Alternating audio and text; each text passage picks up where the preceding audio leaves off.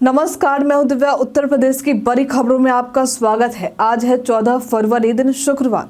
खबरों की ओर बढ़ने से पहले पुलवामा हमले में शहीद हुए जवानों को विनम्र श्रद्धांजलि।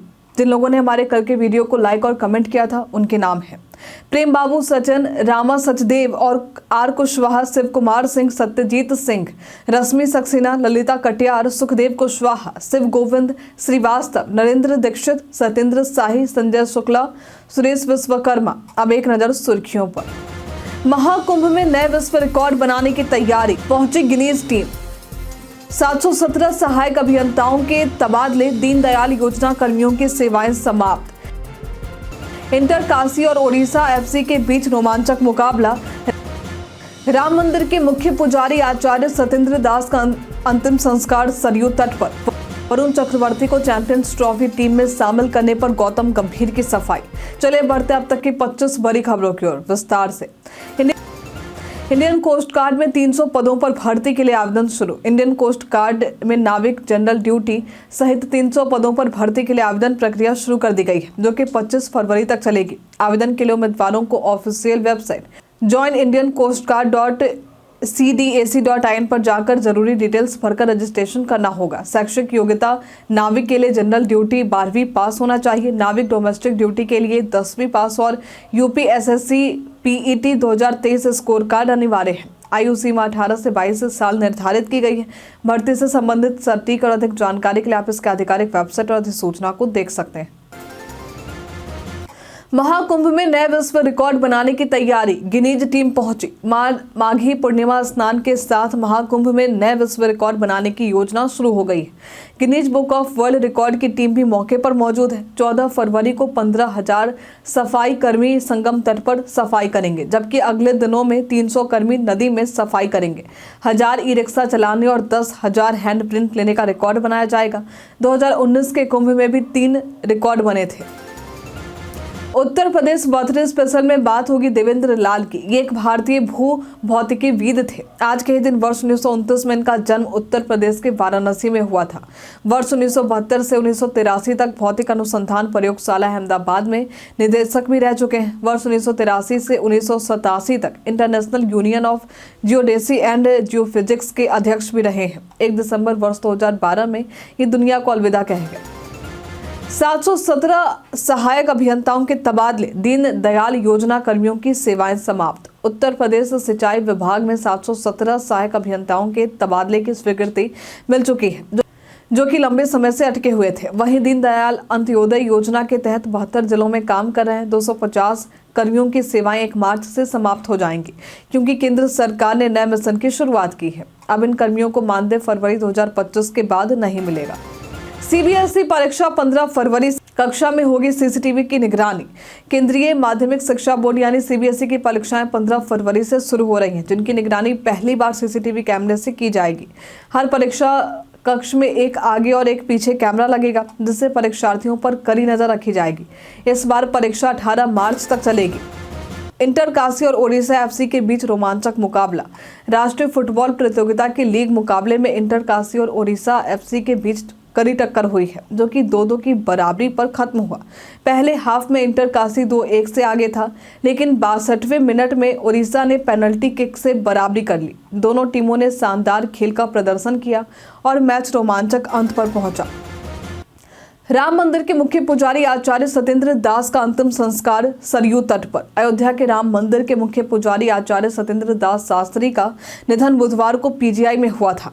उनका पार्थिव शरीर निर्मोही बाजार स्थित आश्रम में दर्शन के लिए रखा गया था। गुरुवार को उनका अंतिम संस्कार सरयू तट पर किया गया। उधर माघी पूर्णिमा के दिन महाकुंभ में कल्पवासियों को वाहनों के प्रवेश की अनुमति रात 10 बजे के बाद मिली, जिससे वे अपने गंतव्य के लिए रवाना हो सके। महाकुंभ को लेकर रेल मंत्री ने खुद की निगरानी। प्रयागराज महाकुंभ को लेकर ट्रेनों में अव्यवस्था की आलोचना के बाद रेल मंत्री अश्विनी वैष्णव ने अपने सीनियर अधिकारियों के साथ प्रयागराज रेल मंडल में महाकुंभ की व्यवस्था का जायजा लिया। माघी पूर्णिमा के मद्देनजर रेलवे ने आसपास के स्टेशनों पर भी यात्रियों के लिए सुविधाएं सुनिश्चित की थी। जॉब बर्नआउट को संभालने के लिए अपनाएं ये उपाय। आज के समय में वर्कलोड और हाई प्रेशर को झेल पाना इतना आसान भी नहीं होता। ऐसे में कई बार व्यक्ति को जॉब बर्नआउट हो सकता है। जॉब बर्नआउट को हैंडल करने के लिए सबसे पहले इसकी पहचान करना जरूरी है, जैसे लगातार थकावट, काम में रुचि की कमी या चिड़चिड़ापन।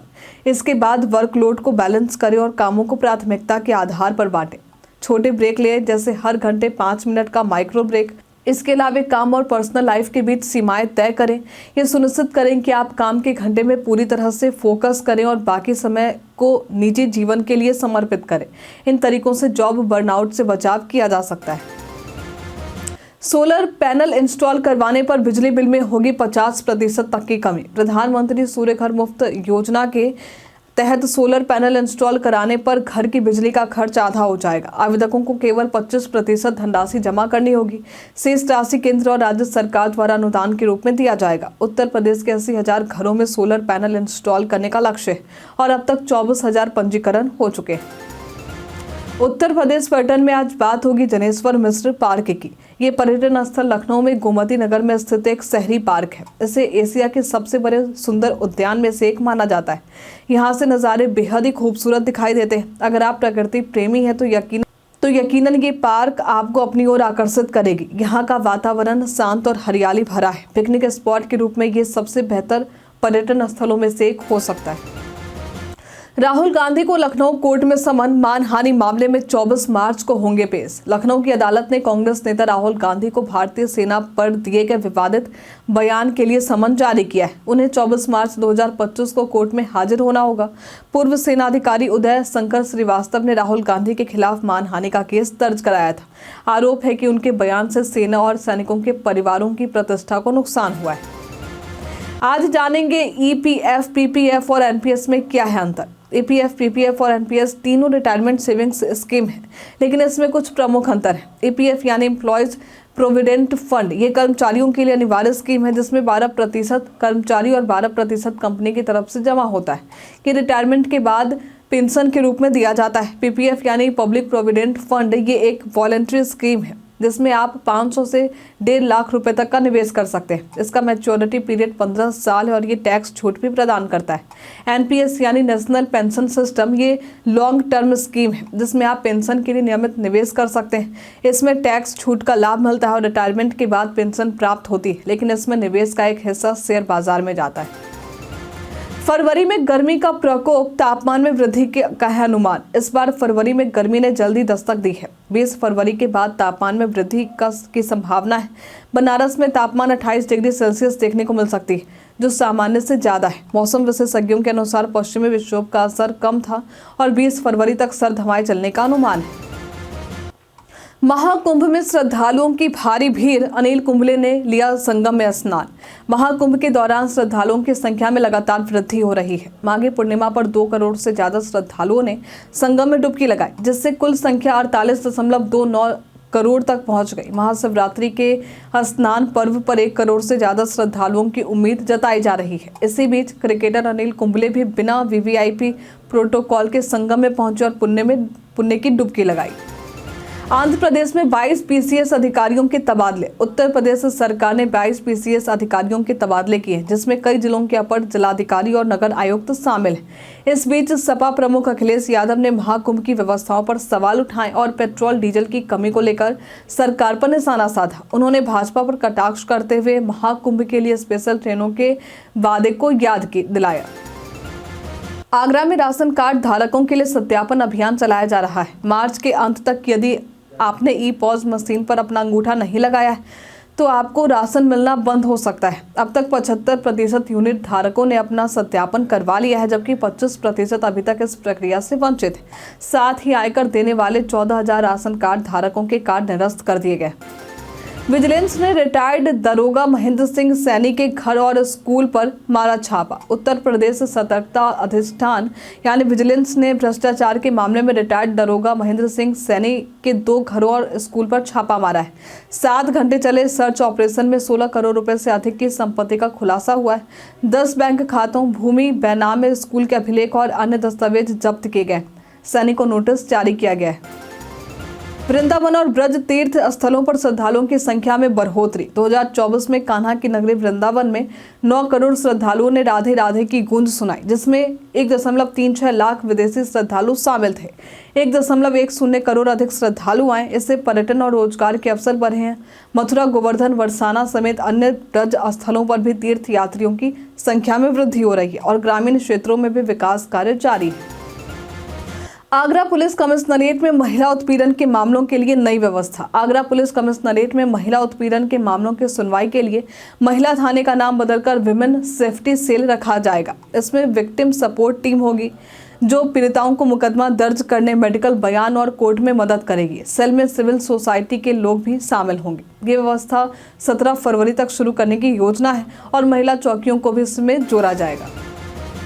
बसपा ने गुटबाजी के आरोप में नितिन सिंह और अशोक सिद्धार्थ को किया निष्कासित। बसपा की राष्ट्रीय अध्यक्ष मायावती ने पार्टी के नेताओं नितिन सिंह और अशोक सिद्धार्थ को गुटबाजी के आरोप में निष्कासित कर दिया है। दोनों पर पार्टी विरोधी गतिविधियों में लिप्त होने का आरोप था। नितिन सिंह, जो दिल्ली चुनाव में सक्रिय थे, उन्होंने पार्टी के आदेश को स्वीकारते हुए अपनी टिप्पणी दी कि वे पार्टी की सेवा जारी रखेंगे। बसपा के दिल्ली विधानसभा चुनाव में बुरी हार हुई थी, जिसमें पार्टी को 0.58% वोट मिला था। कई कारणों से दर्ज है भारत के इतिहास में आज की तारीख। आज के दिन वर्ष 1881 में भारत के पहले होम्योपैथिक मेडिकल कॉलेज की स्थापना हुई थी। आज के दिन वर्ष 2005 में वीडियो शेयरिंग वेबसाइट यूट्यूब की शुरुआत हुई थी। आज के ही दिन वर्ष 1933 में मधुबाला भारतीय फिल्म अभिनेत्री का जन्म हुआ था। आज के दिन वर्ष 1952 में महिला राजनीतिज्ञ सुषमा स्वराज का जन्म हुआ था और आज के दिन वर्ष 2009 में पुलवामा हमला हुआ था, जिसमें सीआरपीएफ के 40 जवान शहीद हो गए थे और तब से 14 फरवरी को भारत में ब्लैक डे मनाया जाता है। वरुण चक्रवर्ती को चैंपियंस ट्रॉफी में शामिल करने पर गौतम गंभीर की सफाई। भारतीय टीम के कोच गौतम गंभीर ने यशस्वी जायसवाल की जगह वरुण चक्रवर्ती को चैंपियंस ट्रॉफी टीम में शामिल करने पर प्रतिक्रिया दी है। गंभीर ने बताया है कि वरुण को मध्य ओवरों में विकेट निकालने की क्षमता के कारण टीम में लिया गया है। उन्होंने ये भी कहा कि वरुण एक्स फैक्टर साबित हो सकते हैं, हालांकि प्लेइंग 11 में इनकी जगह सुनिश्चित नहीं है। ड्राफ्ट फीचर में व्हाट्सएप हुआ और भी बेहतर। व्हाट्सएप का ड्राफ्ट फीचर एक कमाल का अपडेट है। पहले जब आप कोई मैसेज लिखते थे और कॉल आने या दूसरे ऐप पर स्विच करने की वजह से मैसेज अधूरा रह जाता था तो वो गायब हो जाता था। अब इस फीचर के कारण अगर आप अधूरा मैसेज छोड़ते हैं तो वो ड्राफ्ट के रूप में चैट में सुरक्षित हो जाता है। इससे यूजर्स को फिर से मैसेज लिखने की ज़रूरत नहीं पड़ती। ये फीचर एंड्रॉयड और आईफोन दोनों यूजर्स के लिए उपलब्ध है, जिससे चैटिंग का अनुभव और भी आसान और सुविधाजनक बन गया है।